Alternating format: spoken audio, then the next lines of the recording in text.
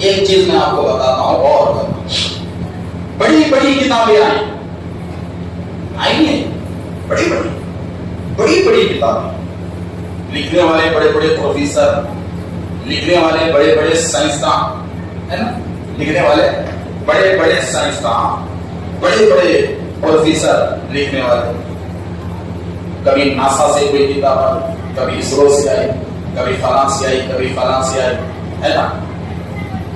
تو جتنے کتابیں آ رہی ہیں، ہزاروں سال پرانی کی کتابیں دیکھ لو، ریسرچ، تو ہر کتاب جو ریسرچ پر مشتمل ہے وہ کتاب اپنا تجربہ بتاتی ہے.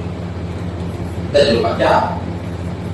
2020 میں ایسا ہو گیا، 1920 میں ایسا تھا، 1930 میں ایسا تھا، 1857 میں ایسا تھا، اب 2025 میں ایسا ہے.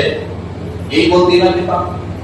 کیا ہو گیا کتاب بولتی، کیا ہے کتاب بولتی، اگر کیا ہونے والا ہے کوئی کتاب بولی آج تک، کیا ہونے والا ہے کوئی لکھا، اندازہ بیان کیا گیا ایسا ہو سکتا ہے، چونکہ پہلی بار ایسا ہوا تھا تو ایسا ہوگا، ایک امید، ایک اندازہ رکھا گیا، مگر آج تک کوئی کتاب مکمل بھروسے سے یہ نہیں بتائی کہ آگے کیا ہونے والا ہے.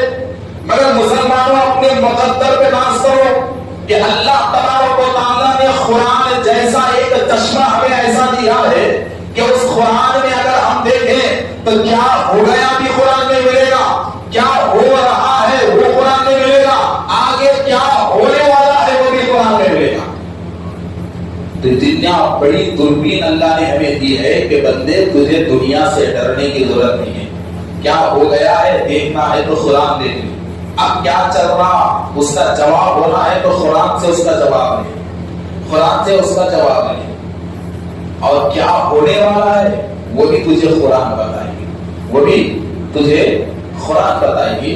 ایک وقت کے مشہور بزرگ کا قول ہے، نام مجھے یاد نہیں آ رہا ہے، درمیان میں یاد آئے تو بولوں گا، کہ انہوں نے کہا کہ پچھلے دور میں لوگوں کا قرآن پہ ایسا عمل تھا کہ اگر ان کا قلم بھی گم جاتا تو قرآن سے اس کا جواب لیتے اور قلم کو تلاش کرتے، قرآن کی آیتوں اور قرآن کے حساب کے ذریعے گمی ہوئی چیز کو وہ حاصل کر لیتے. اور آج مسلمان کہاں جا رہا ہے؟ آج کہاں جا رہا ہے میرے دوستوں؟ کیسی بری حالت.